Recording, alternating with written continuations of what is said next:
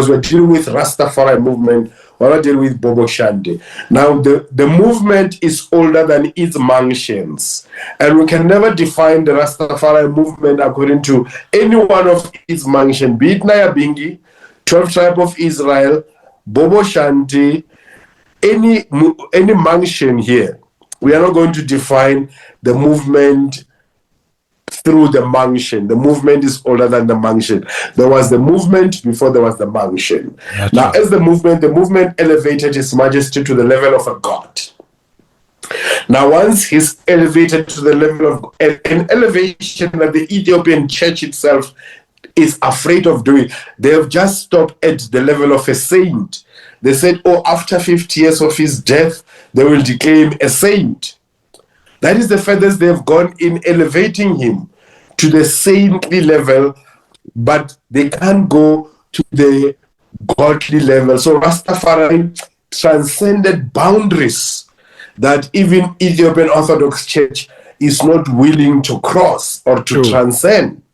And reach to the highest level to declare His Majesty's divinity in the highest level. But there's no way we're going to say this is the supreme of supremacy, and yet is a member of the Christian church, and then a religion that is implicated in colonialism, the religion that is implicated in slavery, Christianity. The Pope of the Catholic Church, Nicholas IV, is the first one to authorize slavery. So Christianity is implicated in slavery and colonization, and we cannot be too comfortable to identify our God, who is supposed to be higher than anything else, with Christianity. True. With over 1 million, I think probably 3 million Rastafari in South Africa, what the I see as the spiritual and political role of Rastafari in opposed to apartheid society? Well, Rastafari, and this is the part, right? Originally, Rastafari began as a liberation movement, both in Jamaica and in Africa here, and in South Africa in particular, in the context of South Africa that we're talking about.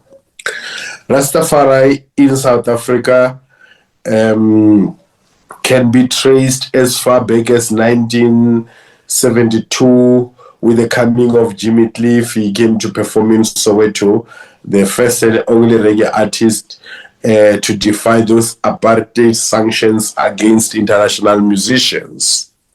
Most of the elders trace themselves back there, but others will go back to the Church of the Holy People, which was established in 1924, the Afro Construction Church, which was in Kimberley. The same place and address that is very interesting, that Leonard Howell, when he wrote The Promise Key, he made his address to be the one of Ghana, and under the name Gangunguru Marak. And then Athley Rogers, when he wrote the Holy PB, the Black Man's Bible, he made his address to be number 252 Nyambani Street in Kimberley, South Africa. Obviously, that was before Leonard Howell.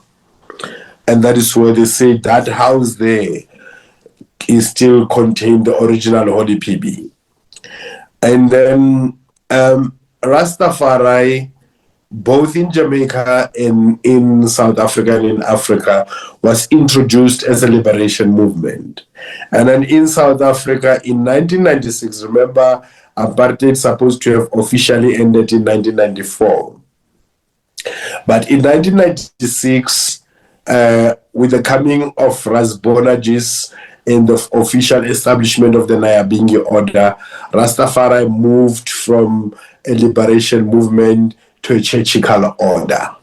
We started to have priests, men fighting to be priests, from moving from freedom fighters to be priests, hugging up the Bible, and that militancy fizzling out. Because now when you become a priest and you read the Bible, you're going to tell us that we must turn the other cheek. You're going to start telling us that when they beat you here, you must turn here. But if you go to the testimony of African liberation struggle heroes like Winnie Mandela. Winnie Mandela, actually, there is a picture I have with Winnie Mandela.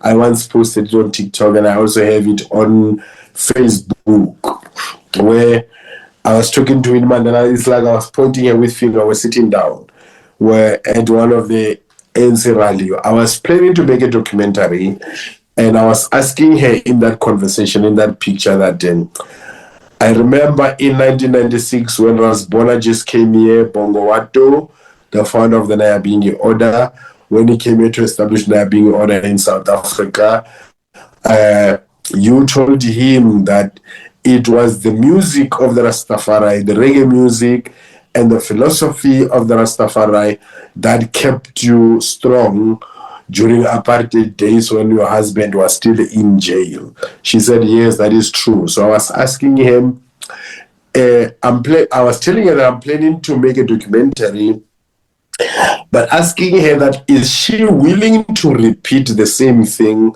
on camera? What she said to Rasbona just in 1996.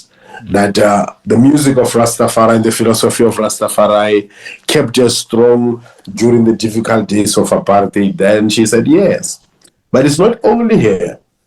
Most of the liberation struggle stalwarts and cadres, if you talk to them, they always have something to say about Rastafari and reggae music.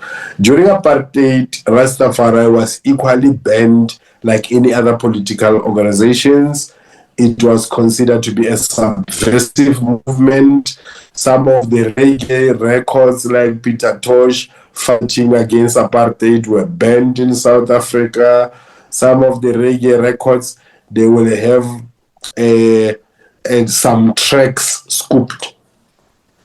And then you will know that you are buying a 10-track record, but you find that it only play 8 tracks because 2 tracks were considered to be subversive and offensive to the apartheid regime. So Rastafari played a key role and a major role in the liberation of South Africa and in the fight against apartheid. Between 1990 and 1994, we got our freedom in 1994. Between 1990 and 1994, I was part of the liberation movement. I was part of APLA, Azanian People's Liberation Army. We trained in Tanzania. Every Sunday, within the camps of the ANC military wing called Umkhonto Wesizwe, and within the Pan-Africanist Congress of Azania's camp of APLA, Azanian People's Liberation Army, every Sunday it was called, with the PAC it was called Culture Day, with the ANC they called it Jazz Hour, and that was a time when they were playing reggae music in the camps. And when we were doing some of the exercises in the morning, one of the songs we will sing as part of running, it will be get up, stand up for your right, get up, stand up. They form certain songs, they form part of, because in our liberation struggle, we sing a lot. We sing a lot. And this is something that we did even through slavery. We did it through the Middle Passage. We did it through colonization, the white, even in those wars of the Zulus, wars of resistance, our warriors, they always sing. So sometimes the white men, they mistaken it for happiness, that, oh, we're enjoying slavery, that's why we're singing. So expressing a lot through songs, because we are an oral tradition people. So it's either poetry, song, storytelling, but one of those spoken word tradition. So we did a lot of singing in exile. We did a lot of singing even here. So most of the time, they will find you listening to certain reggae music. You'll go to jail for that. The rubber dubs, the first Rasta gatherings here, before we have the Nyahbinghi, we had a thing called rubber dub. But the rubber dub was one of the most sacred gathering of Rasta in South Africa, where they start with prayers, we'll play even drums before we connect the sound system and start to play the records, the vinyl.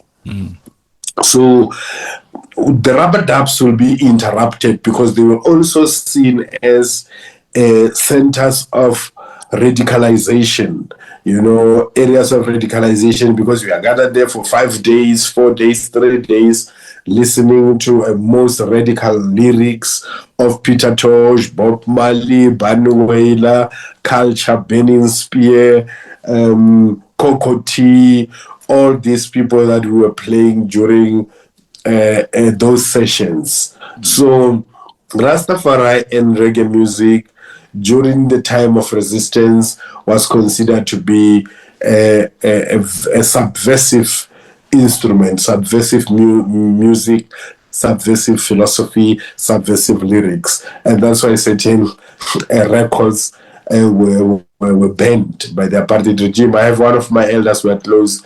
Every now and then we do certain things together. Elder Jabulani, Trevor Wall. He goes a lot in England. I think we came together in Ghana. We went together to Ethiopia 2017, 2018 during the All Africa Rastafari Gathering. We do a lot of things together. Frequent Jamaica too. From 1987, I think 1990 or 94, he was banned in South Africa as a Rastaman by the apartheid government, that he is a persona non grata. So that is the effect of Rastafari, how much it impacted on the apartheid regime and the struggle for liberation. Rasta.